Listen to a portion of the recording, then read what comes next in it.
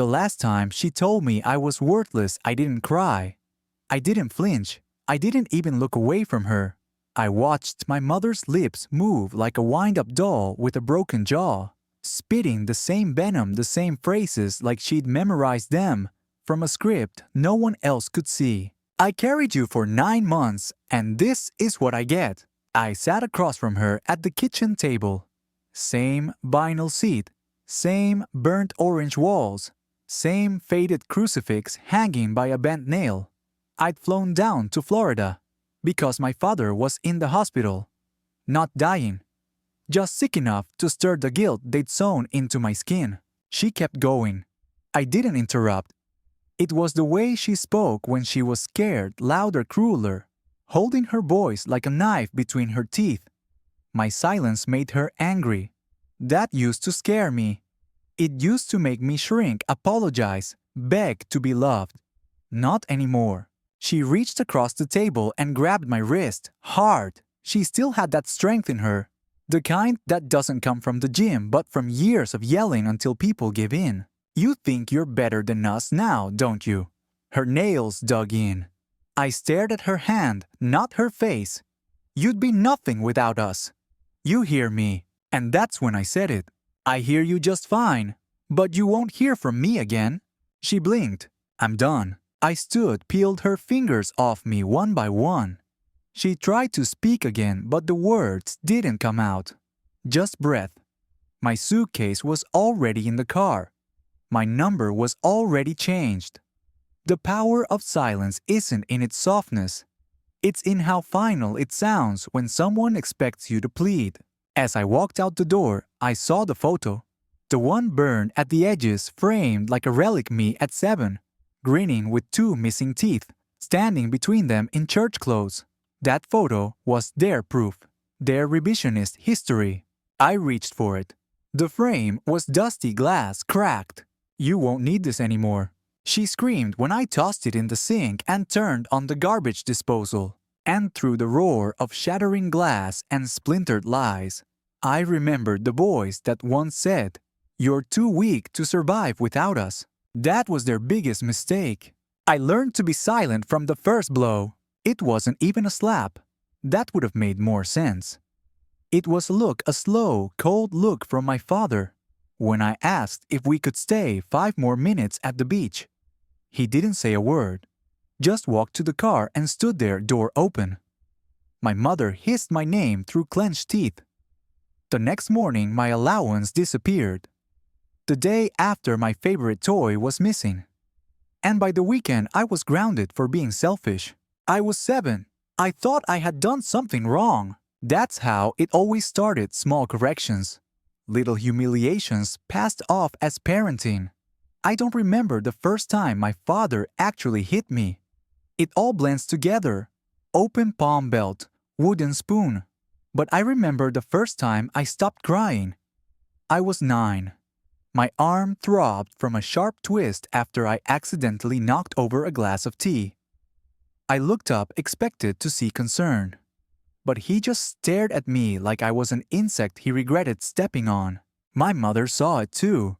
And all she said was, "Why can't you just be more careful?" That's when I knew pain wouldn't save me. Tears wouldn't save me. Apologies definitely wouldn't. So I went quiet. I taught myself how to fold my shirts perfectly so she wouldn't tear the drawer open and scream about disrespect. I cleaned the bathroom twice a week even when no one asked, because if the mirror wasn't spotless, my father would spit on it and make me scrub it again. I learned how to read their moods like a barometer. The stiffness in my father's jaw meant silence. The twitch in my mother's left eye meant questions would cost me. I became very good at watching. But even then, I clung to some desperate thread of hope that if I behaved well enough, stayed small enough, they'd love me the way other parents loved their kids. Like the neighbors did. Like the mothers in sitcoms. I thought love could be earned, that it was my fault I didn't have it. I remember hiding in the laundry room, clutching my knees, just trying to breathe through the panic that didn't have a name yet. I'd stay there for hours hoping they'd forget about me, hoping they'd stop. But the thing they never knew, the thing they should have feared, is that every time I went quiet, a piece of me hardened, not like stone, like steel, folded over and over again in the fire of their contempt. They didn't raise a grateful son. They forged a weapon. My mother was the face of our family. My father was the spine.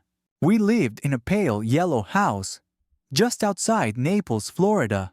It had hedges trimmed like the homes in magazines, a white mailbox with painted seashells, and a cross above every doorway. From the outside, we were clean, polite, God-fearing people. That was important to them appearances. My father worked in insurance. He wore short-sleeved shirts with pens in the pocket and spoke in clipped, heavy tones. He never raised his voice in public. He didn't have to. There was something about the way he looked at you like he was waiting for you to mess up that made everyone around him shrink. My mother stayed home. She baked banana bread for church fundraisers, ran the Sunday school program, and volunteered at the local library. Everyone said she had a kind face. Everyone was wrong. She had rules, hundreds of them, and breaking even one meant punishment, not always physical, but never forgettable. Like withholding dinner because I forgot to bless the food, or making me write Bible verses until my hand went numb. If I cried, she'd say, "You think this is hard, wait until the real world chews you up." Sometimes she played good cop to his bad. Sometimes she doubled down on both. It depended on what they needed from each other that day. When my father hit me, she'd pretend not to see. When she screamed at me, he'd turn up the TV. They took turns sharpening each other. There were no siblings, just me, trapped in a home that looked like love from the sidewalk but felt like a war bunker once the door shut. The worst part wasn't the punishments. It was the confusion. The way they could smile at a neighbor one minute and reduce me to nothing the next. I started to question reality itself. Maybe I was ungrateful. Maybe I was broken. I didn't understand the term gaslighting back then. I just knew that every time I stood up for myself, they twisted it until I felt crazy. Money was a leash. They gave me just enough to survive, but never enough to leave. Anytime I asked for more to join a school club, to buy shoes, that didn't pinch, I got the same line. You should be thankful. You think the world owes you something. Gratitude, that was their currency. And they were always overdrawing the account. I began saving every cent I found. Pocket change, birthday cards from relatives. I kept it in a shoebox under the bed taped shut, marked old toys in red marker. By the time I was 13, I wasn't praying for love anymore. I was planning my escape. When I turned 15, I started hiding bruises under long sleeves. Florida summers didn't make that easy. The heat was a second punishment. Sweat soaked through fabric that clung to the marks on my back, my arms, even the backs of my knees once. My mother noticed once, just once, and instead of concern, she said, "You're drawing attention to yourself. No one likes a victim." So I stopped trying to be seen. At school, I was polite, average, invisible. I never got in trouble. I never asked for help. Teachers liked me, but no one knew me. I didn't let them. That was the safest way to survive silence and predictability. I learned how to laugh on command. I learned how to apologize before anyone asked. I flinched every time someone raised their voice, whether it was a coach or a stranger at the gas station. Home was a different battlefield. My father's discipline grew more creative the more I resisted. Once he took the door off my room after I didn't answer him fast enough. He said privacy was a privilege, not a right. My mother threw out my favorite books because they taught rebellion. She meant fiction. She meant freedom.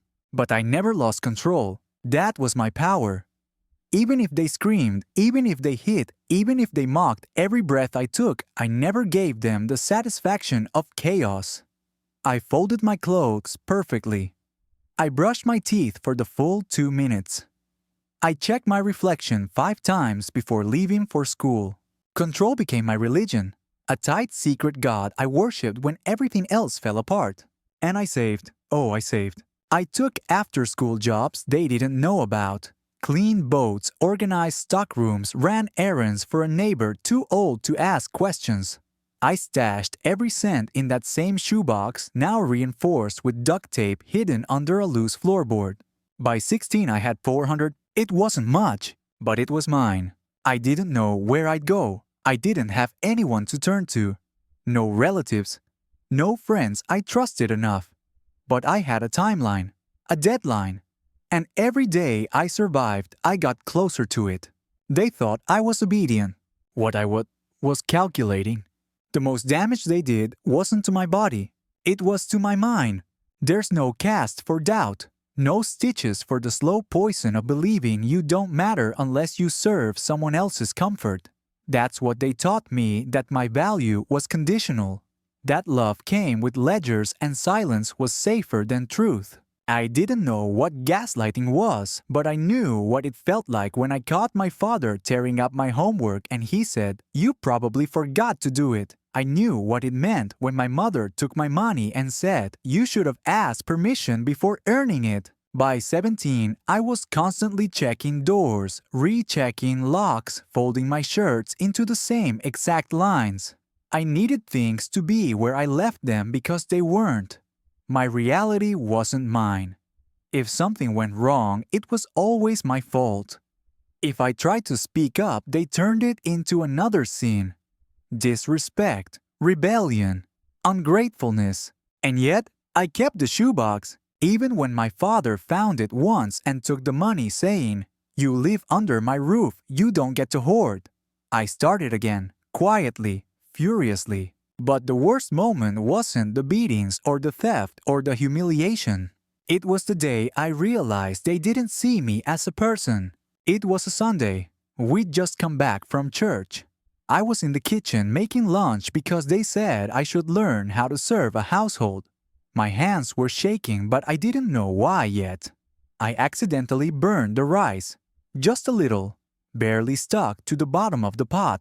My mother stormed in, sniffed it, and said, "No one will ever love you if this is how you take care of people." It was like something cracked in my head. Not loud, not painful, just final. I stood there staring at the rice, not saying a word. And then I left the kitchen, walked past my father reading the paper, past the living room with its doilies and holy water into my room. I closed the door, sat on the bed, and I decided not to scream, not to run, not even to cry. I decided I would leave for real and never come back. No dramatic exit, no confrontation. I would become a ghost they couldn't follow. They wanted me to believe I was weak, but they forgot that the quiet ones are the ones who listen. And listening teaches you exactly where the cracks are. I left. No one asked why. The morning I turned 18, I walked out the front door with one duffel bag for $12 in rolled-up bills and no note. No goodbye, no explanation. Just gone. I had memorized the bus schedule 6 weeks before, knew which Greyhound would take me furthest with the least number of transfers. I picked a city not because I had dreams about it, but because they'd never think to look there. Tampa. Big enough to disappear. Far enough to matter. No one called, no one came after me. That was the first real freedom, being unmissed. I slept in shelters sometimes, on benches when the shelters were full. I ate dollar menu burgers, drank water from gas stations, used library computers to apply for every job I could find. I lied about experience. I scrubbed dishes in back kitchens. I cleaned motel rooms until my knuckles bled. I saved, always saved. I shared rooms with strangers. I kept my back to the wall always. I flinched at loud voices, couldn't sleep through door knocks, checked locks 5 times before I let myself rest.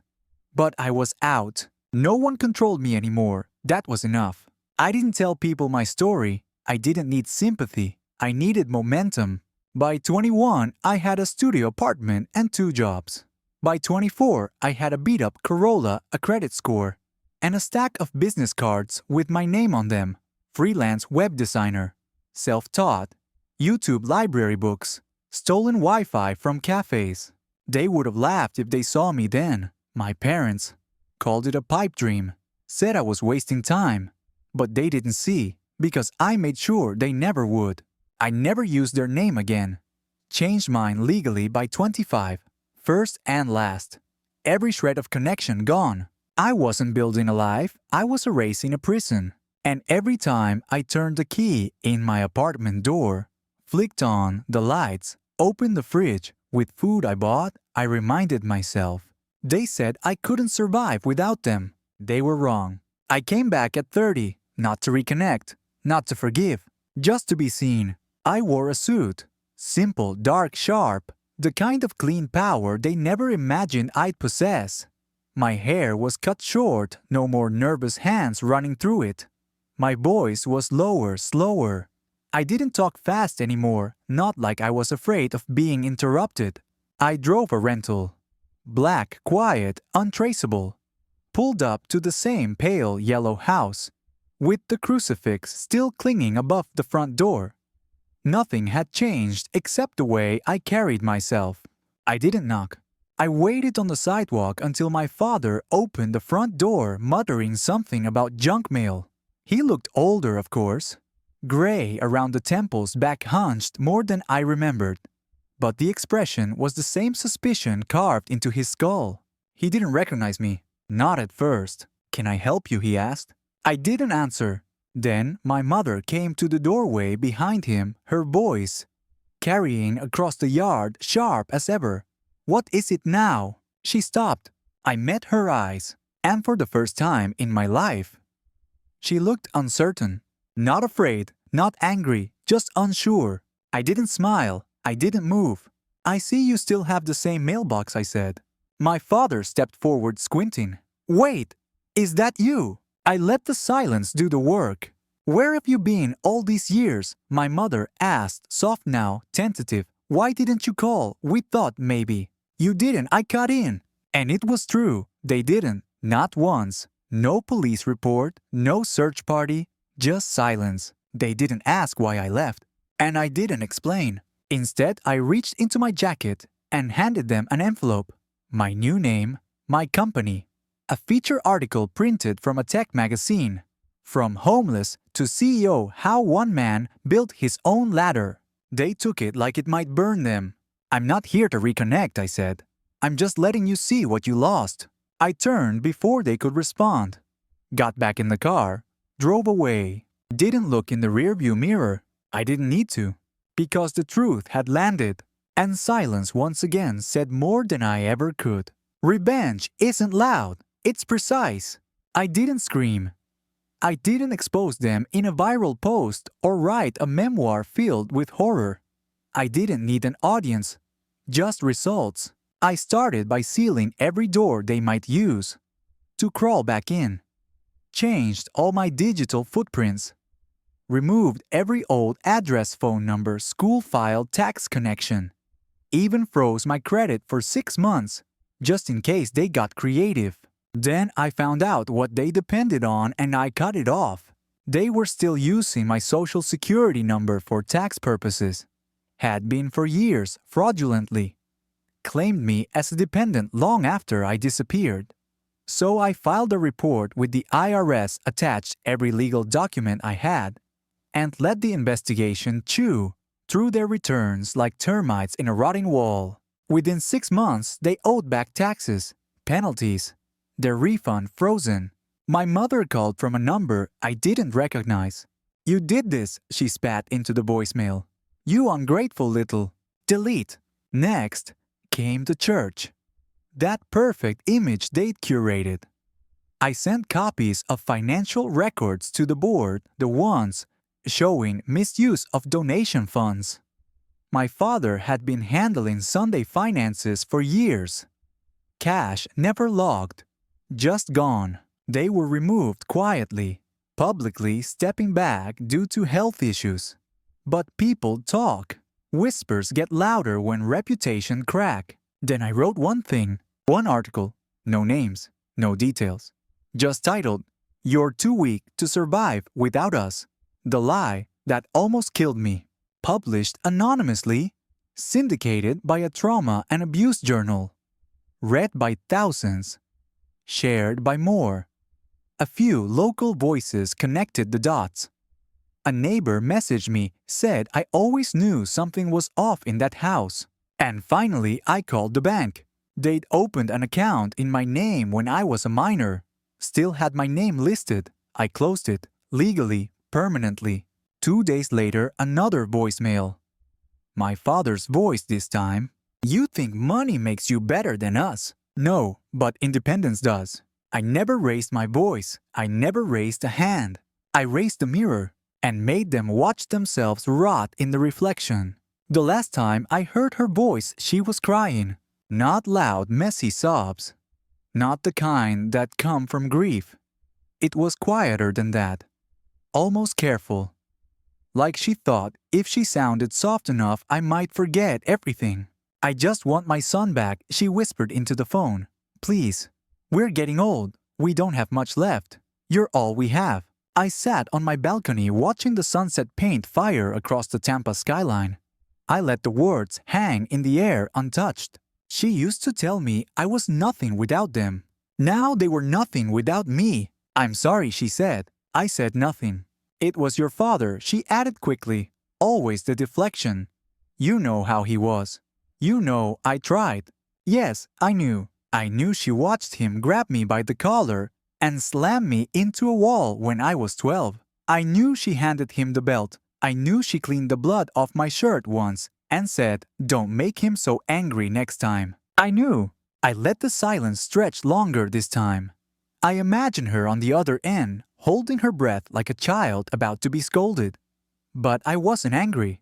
I was empty. When you carry pain for that long, it calcifies, turns to stone.